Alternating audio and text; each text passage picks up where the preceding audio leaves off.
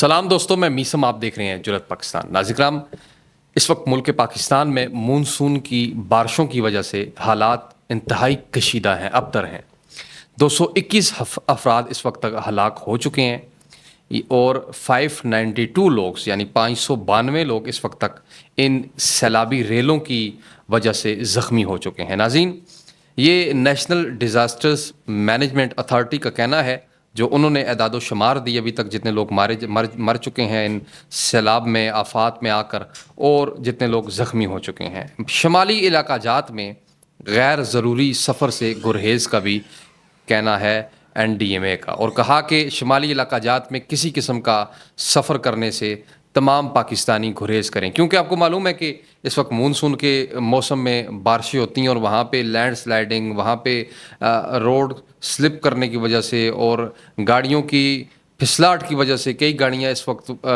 دریائے کنار میں جا چکی ہیں، بابو سر کے مقام کے اوپر، یا باقی اس رستے میں بڑا پرخطر رستہ ہے۔ تو گزارش کرتا ہوں تمام پاکستانیوں سے کہ نیشنل ڈیزاسٹرز مینجمنٹ اتھارٹی نے جو SOPs دی ہیں ان پر عمل پیرا ہوں اور اپنی فیملی، اپنے دوستوں، عزیز و اقارب کی زندگیوں کو بچائیں۔ میں وہ دیکھ رہا ہوں ویڈیوز اس وقت تک کہ بڑی بڑی گاڑیاں سیلابی ریلوں کی، ناظرین کرام، اس وقت نظر ہو چکی ہیں۔ بڑی بڑی گاڑیاں، بڑے بڑے پڑھے لکھے لوگ ہمارے پاکستان کے اس ناگہانی آفت کے جو ہے وہ شکار ہو چکے ہیں۔ ریسکیو 1122 کے مطابق اور گلگت بلتستان حکومت کے مطابق 15 افراد اس وقت تک زخمی ہیں اور 30 سے زائد افراد گلگت بلتستان میں لاپتہ ہیں۔ ناظرین، گلگت بلتستان کے ضلع چلاس میں سیاحتی مقامات پر کم از کم 4 افراد کی لاشیں نکال لی گئی ہیں، جن میں ایک خاتون اور 3 مرد شامل ہیں، اور یہ سلسلہ ابھی اس وقت آ رہا ہے۔ لوگ مختلف معاملات میں جب سے یہ مونسون کی بارشیں شروع ہوئیں، لوگ گھومنے پھرنے گئے، کچھ اپنے کاموں کے لیے گئے، لیکن جب وہ سیلابی ریلا آتا ہے تو وہ ظاہر کسی کو نہیں دیکھتا۔ وہ یہ نہیں دیکھتا کہ لوگ پیدل ہیں، لوگ گاڑی میں ہیں، لوگ مسافر ہیں، لوگ بزنس مین ہیں، وہ بہا کے لے جاتا ہے۔ تو یہ بالخصوص ان جگہوں پہ جانے سے فی الحال کے لیے رک جائیں۔ ابھی مجھے پتہ ہے کہ چھٹیاں بھی ہیں، ظاہر گرمی کی چھٹیاں ملی ہوئی ہیں اور لوگ سارے شمالی علاقہ جات میں جا رہے ہیں، لیکن فی الحال ٹائم نہیں ہے جانے کا۔ اپنی فیملیز کی زندگیوں کو خطرے میں نہ ڈالیں۔ ناظرین، ایک اور واقعہ میں رپورٹ کرنا چاہوں گا کہ منگل کے روز پاکستان کے دارالحکومت اسلام آباد میں تھانہ سہالہ کی حدود میں 46 سالہ ریٹائرڈ کرنل صاحب اسحاق قاضی اور اپنی بیٹی، ان کے ساتھ ان کی ہمراہ ان کی بیٹی تھی، وہ اپنے گھر DHA سے نکل رہے تھے اور ان کی گاڑی بارش کے پانی کی وجہ سے بند ہوئی، اور جب گاڑی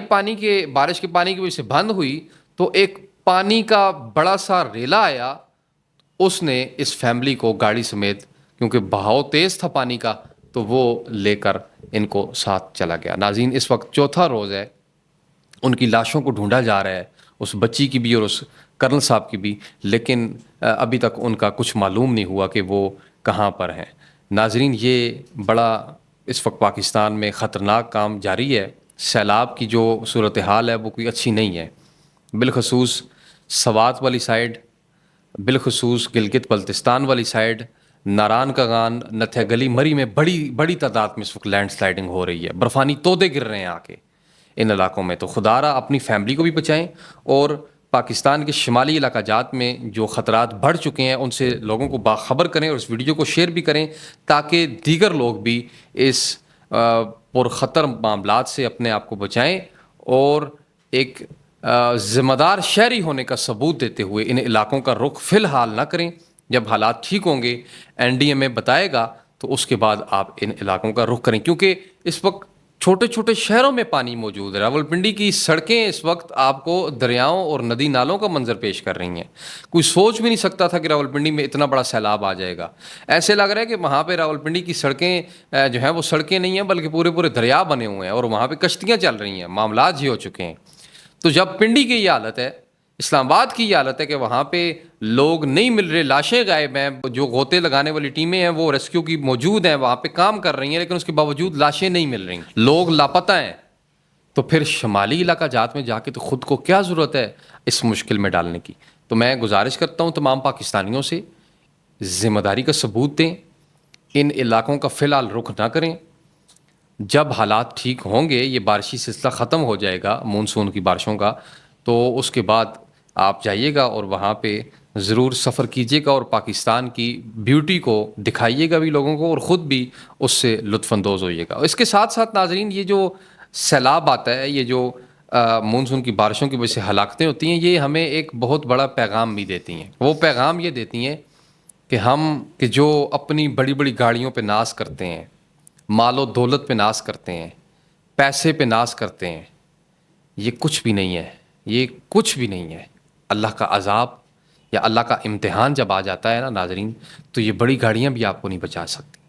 یہ پیسہ آپ کو نہیں بچا سکتا، یہ محلات آپ کو نہیں بچا سکتے۔ تو ہمیشہ پازیٹیو رہیں،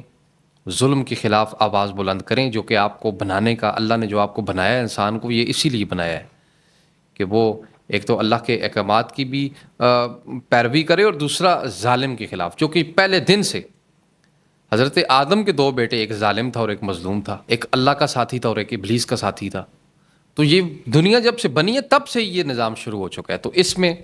ہمارے لیے بہت علم کی، بہت عقل مندی کی باتیں ہیں کہ ہم ان اموات، جو کہ بہت بڑا فگر ہے 221 لوگوں کا مر جانا، یہ وہ لوگ ہیں جو ابھی تک رپورٹ ہوئے ہیں۔ میں تو سمجھتا ہوں کہ ہزاروں کی تعداد میں لوگ ایسے ہیں کہ جو رپورٹ ابھی تک نہیں ہوئے۔